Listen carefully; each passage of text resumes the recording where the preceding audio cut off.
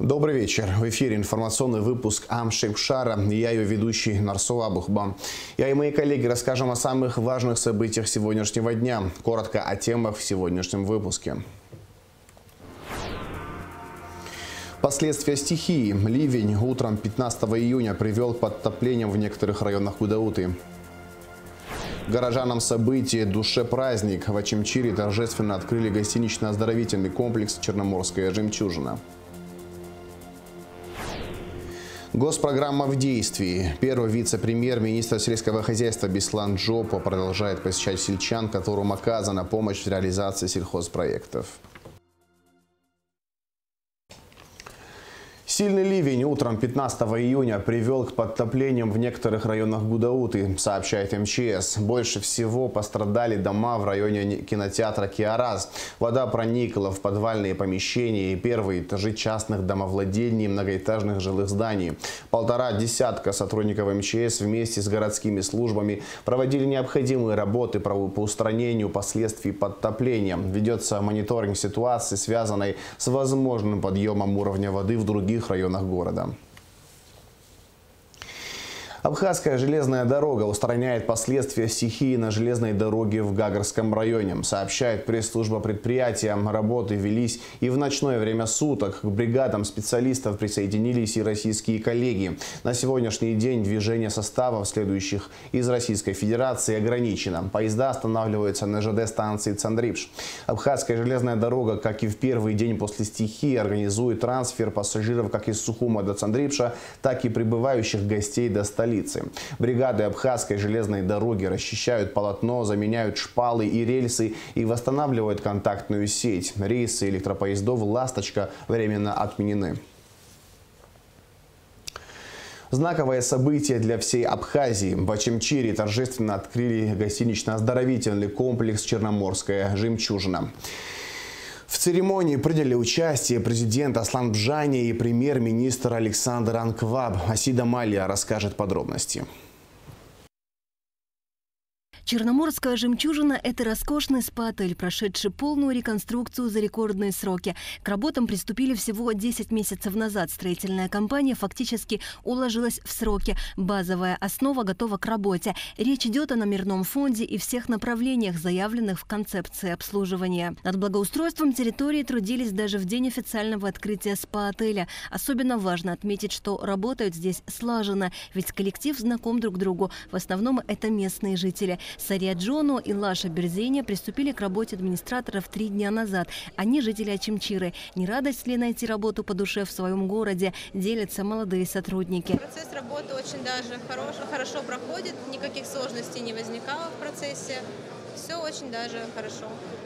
Как раз очень хорошая возможность для и молодежи, и для студентов, и вообще, в принципе, для работников. Да, очень большое количество рабочих мест предоставили. Мне все нравится, и в дальнейшем я буду надеяться, что лучше и лучше с каждым днем будет проходить, и людей больше будет, и Ачимчира будет облагораживаться. Безусловно, для нее плюс большой. Что касается лечебного направления, при гостинице работает оздоровительный центр, который оснащен по последней букве технологии. Используются современные методики. К примеру, можно попасть в кабинет спелеоаэроионотерапии, забыть о тревоге. Мельчайшие парящие частички соли обволакивают наш организм и наносят нам оздоровительный эффект на дыхательные пути, вплоть до мельчайших бронхов. Они очень мелкие, такие микроскопические ионы соли, иногда даже невидимые, но они очень хорошо обволакивают кожу, омолаживающий эффект, отшелушивающий. И больной забывает про все свои стрессы. А в кабинете физиотерапии можно пройти процедуру эндорфинотерапии. Проще говоря, эта процедура регулирует уровень выработки гормонов, отвечающих за счастье. Одним словом, если телу нужен отдых, а душе гармония, специалисты оздоровительного центра знают, как это сделать. Наш медицинский центр, он предоставляет более 130 услуг для населения. Основными направлениями являются это больнологическое лечение, массаж, различные виды массажных процедур, косметологические услуги, а также физиотерапевтическое лечение. В центре представлена достаточно широкая линейка современных аппаратов физиотерапевтических, которые позволяют нам выполнять огромное количество услуг. Наш коллектив представлен и работниками из Российской Федерации, и работниками из Абхазии. Все работники прошли очень тщательный отбор, тестирование в течение 3 месяцев, обучение с поставщиками нашего оборудования, работе на нем. То есть это высококвалифицированные кадры. Важно отметить, что услуги СПА-отеля рассчитаны не только на туристов, но и местных жителей, от которых, как отметил Михаил Сеченава, с самого начала ощущалась поддержка. Даже в период ремонтных работ люди приходили и предлагали свою помощь, рассказал предприниматель, выступая перед участниками торжественного открытия СПА-отеля. В церемонии открытия принял участие президент республики Аслан Бжания, премьер-министр Александр Анкваб и другие главы министерств. Я хочу выразить огромную благодарность не только президенту и правительству, также и всему народу. Я могу с честью сказать, что по существу этот объект строился в поддержку всего народа. И от представителей народа приходили, спрашивали, что нужно, как нужно помочь вам. Это было очень важно. Открытие рекреационного объекта – событие знаковое для всей республики, но в первую очередь для Чимчирского района. Об этом сказал президент Аслан Бжания. Он отметил, что в Абхазии нет аналогов данному отелю. Такой масштабный проект предоставит рабочие места для местных жителей, будет способствовать пополнению бюджета. Особую благодарность выражаю инвесторам, братьям Сеченава. Важно отметить, что они являются нашими с вами соотечественниками. Благодаря им стало возможным вдохнуть новую жизнь в этот комплекс. Они также оказали поддержку местной администрации в благоустройстве набережной города Очимчира. Реализация этого проекта – хороший пример для остальных абхазских предпринимателей, отметил глава республики. И это касается не только инвестирования, но и социальной ответственности. Аслан Бжания наградил Михаила Сеченава орденом Ахтзапша 3-й степени. Сегодня мною подписан указ о награждении Сеченава Михаила Рушбевича орденом Ахтзапша 3-й степени. Михаил Сеченава, в свою очередь, поблагодарил за оказанное доверие и отметил, что проект состоялся благодаря инициативе и поддержке правительства и, конечно же, местного населения. Само строительство здания гостиницы было начато еще в 1970-х годах, но по разным причинам, в том числе и из-за военных действий, объект так и не достроили. Еще совсем недавно этот объект был в таком ветхом заброшенном состоянии, и мы помним, что здесь происходило. Проводились у нас учения МЧС. Не одно поколение, наверное, выросло. С 70-х годов это здание стоит как памятник советской архитектуры. И сегодня очень приятно смотреть, что мы можем принимать здесь гостей наших, организовывать лечение. Конечно же, большое спасибо нашим инвесторам, братьям Сеченавцам, президенту Аслану Георгиевичу, который на протяжении всего строительства каждый день интересовался вопросами и говорил, чтобы оказывали всяческое содействие. По традиции разрезали красную ленту. Почетную миссию выполнили предприниматели братья Сеченава и глава республики Аслан Бжания. Торжество дополнили своим выступлением юные танцоры из ансамбля «Нарт».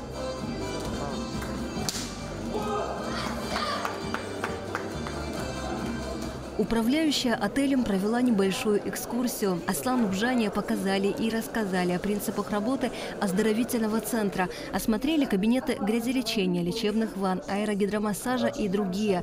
Также главе республики рассказали о свойствах лечебной воды в бассейне, который сейчас находится под открытым небом. В скором времени он станет крытым, и купание в нем возможно даже зимой. Конечно же, очень много нужно еще работать в направлении здравоохранения. У нас очень много есть вещей, которые нужно будет дополнять, те базовые вещи, которые мы имеем сегодня. Безусловно, это нужно будет на территории создавать. У нас есть специальный проект по благоустройству. Мы хотим создать хорошую парковую зону, где люди могут отдохнуть. Да? конечно же, зона развлечения. Тут будет несколько кафе, еще один бассейн будет построен там специально с морской водой и так далее. То есть много еще задумок. То, что есть сегодня, это, безусловно, та база, от которой мы стартуем дальше. В беседе с нами Михаил Сеченава рассказал, что считает это событие одним из самых важных. Ведь запуская 16-этажный отель с 270-номерным фондом, способным принять до 700 туристов, внесет существенный вклад в развитие Ачамчиры. Все отчисления в бюджет будут идти по местную налоговую.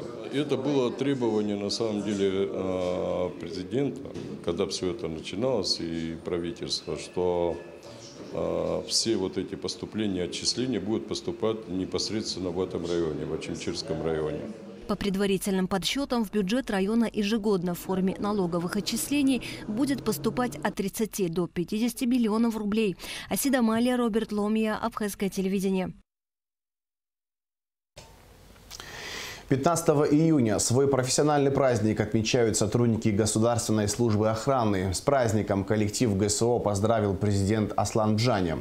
На сотрудниках и офицерах Государственной службы охраны лежит особая миссия – ответственно подходить к своим обязанностям, надежно обеспечивая безопасность руководства и государства. Аслан Бжаня выразил сотрудникам ГСО благодарность за безупречную службу, защиту государства и народа Абхазии и пожелал им успехов в дальнейшем службе.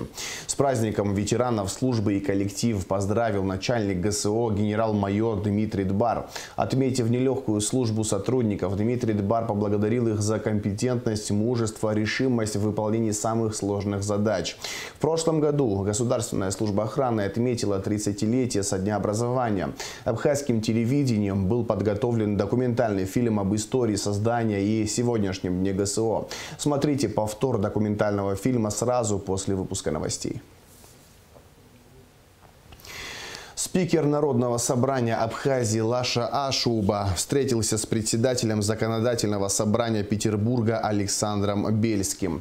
Стороны обсудили взаимодействие по гуманитарным вопросам, сохранение исторической памяти об участии народа в СССР в Великой Отечественной войне, охрану памятников и культурных ценностей. Встреча прошла на полях Международного экономического форума, который проходит в эти дни в Санкт-Петербурге. Абхазия заинтересована в развитии инвестиционно-экономического сотрудничества с Объединенными Арабскими Эмиратами. Об этом сказал министр иностранных дел Инна Ларзенба в интервью Соловьев Лайв на полях Петербургского международного форума. В этом году Объединенные Арабские Эмираты стали страной-гостем форума. Прошло множество мероприятий, целью которых стала презентация экономического потенциала Эмиратов. Республика Абхазия заинтересована в развитии инвестиционно-экономических связей с Эмиратами, и мы приложим все необходимые усилия для этого. Мы с нашими друзьями из Эмиратов поддерживаем хороший диалог, уверен в том, что у нас получится создать необходимые условия для активизации инвестиционно-экономического сотрудничества.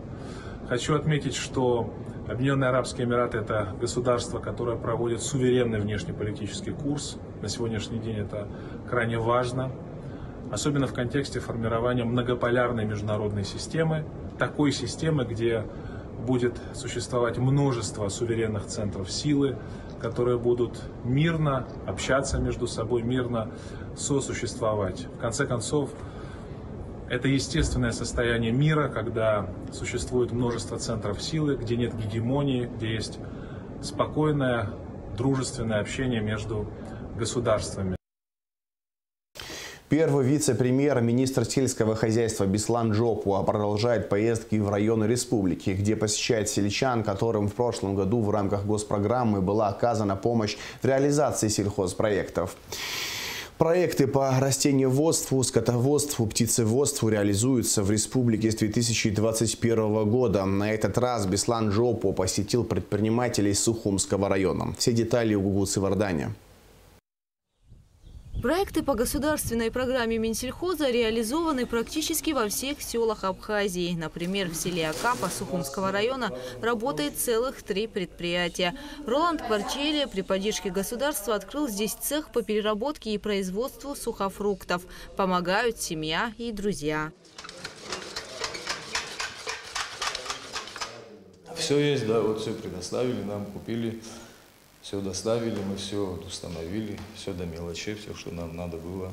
Спасибо всем. Не отказали, помогли, дальше уже постараемся поработать, чтобы оправдать надежды, чтобы наша продукция была у нас на рынке непривозная. И поэтому цель такова, наверное. Мы реализуем сейчас вот то, что мы пробно сделали, мы немножко по магазинам людям предложили. Мы им построили помещение, отремонтировали, создали санитарные условия, купили оборудование для переработки сельхозпродукции. В основном это субтропических культур, мандарины, хурмы, там, фихва, что растет именно в этом районе. Вот, скажем, в селе Акапа и дальше. Ребята не подвели, они смогли это все организовать. И они могут перерабатывать, переводить сухофрукты, готовить даже джемы, компоты. Это вот небольшие цеха, которые, может быть, не обеспечат переработку всей сельхозпродукции, потому что у нас с цитрусовыми проблемы и со всеми вообще той продукции некондиционной. Но как раз таки эти маленькие цеха уже хотя бы в селах будут иметь свой хороший результат. Рауль Кварджия тоже живет в селе Акапа. У крестьянина большая семья, 4 детей, 12 внуков и 1 правнучка. Все дружно помогают друг другу по хозяйству, занимаются скотоводством. Всего у семьи Кварджия более 30 голов крупного рогатого скота. Вкуснейший сыр, кислое молоко и другие молочные продукты успешно реализуются на местном рынке. Жена делает вместе доим скот с маленьким, с большим, почти 32 голов имеем. Государство нам дало 6 голов, с летами уже 12 голов будет. А хорошие коровы дали, я им скажу спасибо, сход от них. Я уже хочу трактор, чтобы сеять смог. Здесь, в селе Акапа, реализован еще один сельхозпроект. Выращивают белого амура, зеркального карпа и форель в 3 водоемах. 2 водоема с рыбой отделяют друг от друга деревянный мост, а неподалеку построен бассейн для форели. Сосо Тушба рассказывает, что долгое время эти места были заболочены и опустошены. Одно озеро, а вот за речкой есть другое озеро. Там вообще не было воды, все было заросшее. Вот как мы видим, леса, да, вот так же было заросшее. Я это все скорчевал, значит, создал условия, чтобы можно было запустить рыбу. Через год уже можно будет вылавливать. Ну, в дальнейшем я хочу производство еще расшириться, несколько бассейнов открыть, другие еще добавить и расшириться. Помогли на самом деле Министерство сельского хозяйства, наше государство оказало нам помощь на сумму 1 000 000 рублей. Дали на закуп карпа и на корма. Село Гумиста. Сочные и вкусные плоды малины и ежевики. Здесь вдоволь можно наесться этими вкусными ягодами и купить, ведь продукция успешно реализуется на местном рынке. 2 семьи в селе Гумиста уже 6 лет выращивают ежевику и малину. На 3 участках растет около 23 000 корней. Однако бизнес нуждается в поддержке. Мы сами своими силами уже не справлялись и решили, чтобы кто-то помог нам. И наше государство нам помогло очень даже хорошо. Мы и сетку теневую купили за эти деньги, и арматуру. Понадобилась она нам, в общем, сейчас в подробностях не буду говорить, где как. Но все нам очень хорошо помогло. Мы 1 огород за счет нашего государства добавили. У нас приезжают кондитеры, покупают, рыночные продавцы приезжают, забирают у нас. Кому-то кто-то попросит, сами можем повезти. С кем как договоримся. А когда уже побольше урожая будет, начинаем развозить. У нас машина есть, минивэн. Мы и в Гагру ездим, и в Пицунду ездим. По всей Абхазии, в принципе. Почти каждый день, да? Каждый день, да. Сборщики у нас приходят, собирают человек 10-15 в сезон, когда уже много будет. В этой теплице более 16 000 корней огурцов и столько же розовых помидоров. Георгий Шакая занимается выращиванием овощей около 5 лет и успешно их реализует на рынке. Бизнес также нуждается в поддержке. Минсельхоз оказал поддержку порядка 1 000 000 рублей. Все вместе. И что мы попросили, в чем нуждались, они нам помогли и сделали, за что мы им очень благодарны. Как реализуете? Все довольно просто. Сюда приезжают сами люди, забирают и везут на наш местный рынок. И иногда мы сами привозим на этот же рынок. Люди с Гагры приезжают, с Пицунды приезжают. То есть там, где туристов больше, то есть туда они это и берут. Подводя итоги, вице-премьер-министр сельского хозяйства Беслан Джопуа подчеркнул, что государство и дальше будет оказывать поддержку сельчанам в реализации проектов. Активно будут помогать и тем, чей бизнес уже развивается. Могу сказать смело, что проекты очень даже удались. Это проекты, которые нужно продолжать во всех селах. Надо увеличивать финансирование.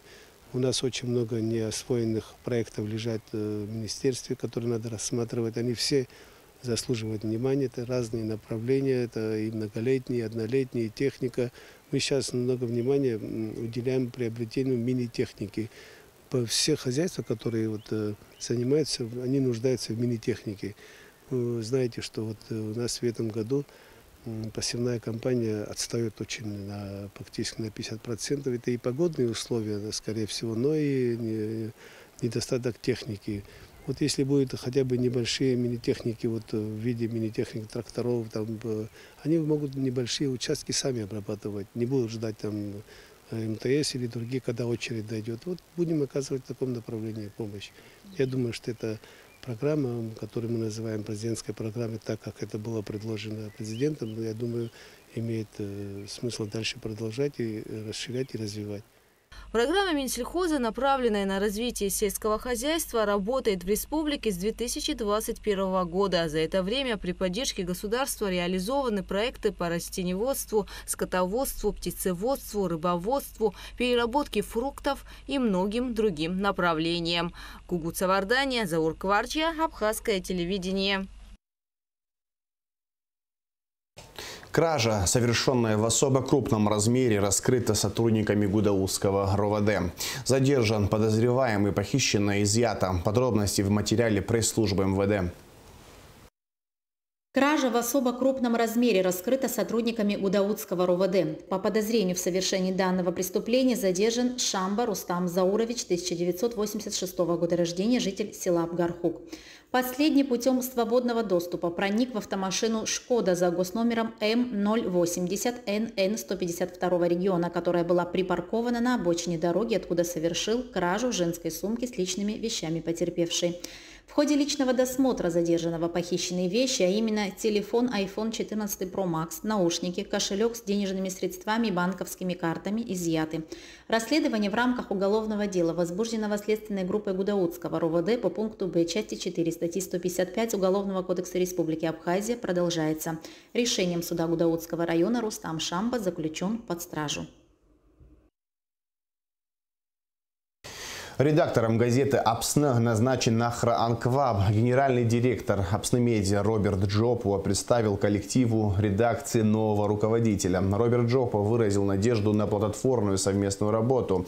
Ахра Анкваб – автор 37 научных публикаций по истории абхазо-адыгской литературы, а также автор множества статей и сборников. Ахра Владимирович, наверняка вы знакомы с ним, работает в Абхазском госуниверситете, имеет большой опыт в работе и в литературе, и в редакторской, в частности, участник войны. Ахра Владимирович, коллектив у нас опытный, коллектив с большой историей. Уверен, что совместная работа привнесет еще большую пользу для старейшей СМИ, старейшей газеты нашей страны. Поэтому добро пожаловать. Надеюсь, работа будет успешной.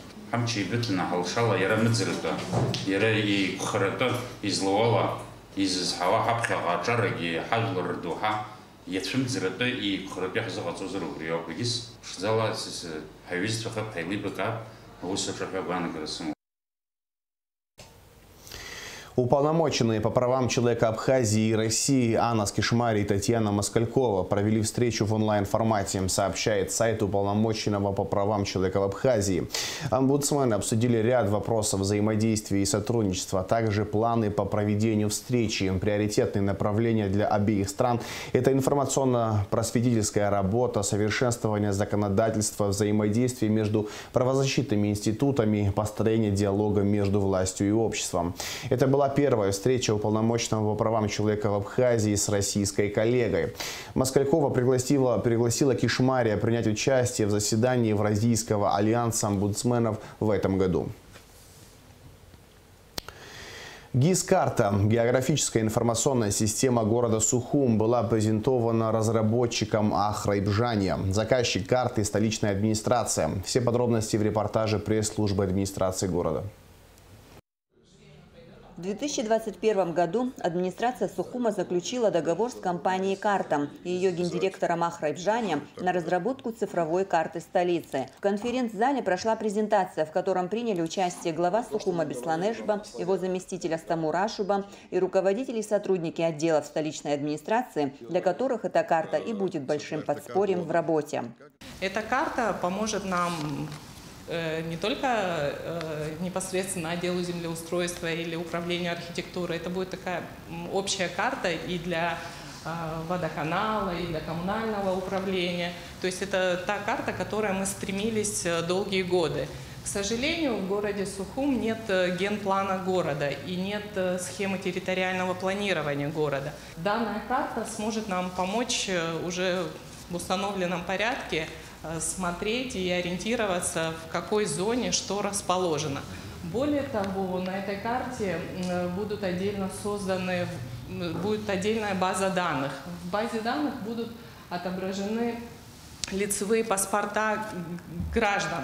То есть информация бумажного носителя, которая у нас хранится в БТИ, в какой-то части будет и в этой электронной базе. Существенно облегчит жизнь сотрудникам администрации. Более того, еще на данной карте есть еще формат 3D объектов. Данные в географической информационной системе многослойные. Это разветвленная, подробнейшая база, которую можно еще больше конкретизировать в дальнейшем, так как проведена основная работа, создан мощный каркас. Компания «Карта» провела ортофотосъемку столицы, приобрели специальную аппаратуру для съемок в высоком разрешении всех деталей местности, всех объектов и улиц, промышленных и хозяйственных строений, памятников архитектуры, обозначены электросети. На цифровую карту нанесены также коммуникации, вплоть до люков, глубины залегания труб и их диаметра. Кроме того, карта интегрирована с видеокамерами в городе. Долгие годы мы неоднократно пытались его начать, что-то было сделано, но в полном масштабе не удавалось. Вот я благодарю Ислама Федоровича Аминова, сотрудника администрации, которые помогали и с планшетами, и с материалами по базам данных, по коммуникациям. Это не просто было все вместе вот собрать. Но мне кажется, что мы смогли создать сообща вместе какой-то базовый продукт, который может быть фундаментом, на котором можно развивать какие-то определенные сервисы. Так как все это представлено в цифровой табличной форме, вы всегда можете произвести какую-то калькуляцию, которую вам надо по данному моменту. Во-первых, надо вычислить, там, не знаю, асфальтировать проезжую часть, какая площадь. Не надо ходить, мерить. Вы заходите в базу данных, включаете поиск, и вам сообщает, что дальше надо. На данном этапе, по словам Бжани, внесена информация с планшетов, хранящихся в БТИ города, и в управлении по геологии, геодезии и картографии. А при появлении новых объектов и обновлении коммуникаций в Сухуме дополнение можно вносить вручную. Если это капитальное или новое строительство, то точно с определенным промежутком времени надо будет эти места точки локально по новой переснять и интегрировать в общую картинку. Да, хороший вопрос, да. Общая картинка-то меняется, он сможет синтегрировать туда обновленную информацию, и когда ты уже после этого процесса открываешь картинку, он уже с учетом этих изменений тебе дает коммуникационных, телекоммуникационных, там еще каких-то водопроводы, сети и так далее. Если какие-то изменения происходят, да? Ну да, какие-то объекты растут. Ну, конечно, надо повторить съемку, но такому масштабному уже не обязательно делать. Глава Сухума Бесланешба поблагодарил гендиректора компании «Карта» за проделанную работу. Фактически база создана на основе тех материалов, которые есть, опорный план. А теперь остальное, то, что есть, надо будет смотреть, вносить изменения. Вот. И это работа на постоянной основе на самом деле. Потому что постоянно... Понятно, что текущий, еще раз говорю, капитальный ремонт существующих зданий, сооружений, коммуникаций. Здесь даже просто можно вносить дату их ремонта, для того, чтобы история оставалась. Да? А капитальное, там, допустим, новое строительство, допустим, или там новые коммуникации, конечно, с четких уже проектных решений выносить их уже по факту и на стадиях, кстати, как говорил Ахра Юрьевич, на всех стадиях. Стадия 0, начало, проект, фундамент, сооружение. Вот таким образом можно сопровождать проект и отражать на этой карте. Ну, мне кажется, что задача выполнена более чем. Вот, да, может быть, какие-то вещи, которые надо еще, возможность есть у данной программы расширяться, да, там, допустим, еще новые опции добавлять, но это уже работа фактически пользователя. Да. Я думаю, что надо научиться, наш персонал должен обучиться, уметь работать с данной программой. Вот. И спасибо большое, что такой хороший подарок. Очень долгие годы к этому шли. Я очень благодарен, потому что мы получили возможность это осуществить. Это не часто бывает. Ты что-то знаешь, что-то можешь, но не всегда ты можешь это осуществить. Вот когда можешь осуществить, когда совпадает, это очень важно. Так что спасибо вам тоже. Ахра Бжаня проведет обучающий курс для сотрудников отдела в администрации, чтобы научились пользоваться цифровой картой Сухума, находить нужную информацию, а также вносить новую. Он посоветовал хранить данные на общем сервере, а не скачивать программу в каждый рабочий компьютер. Бжаня также уточнил, что пользоваться картой можно как на стационарном компьютере, так и на переносных планшетах. Амра Амичба, Алексея Гухава, пресс-служба администрации города Сухум. В завершении выпуска расскажем о погоде. По сообщению Гидрометцентра, в пятницу 16 июня на территории Абхазии ночью и утром местами возможны небольшие осадки, туман, гроза. Температура воздуха ночью 16-21, днем 21-26 градусов тепла. Температура морской воды плюс 22 градуса.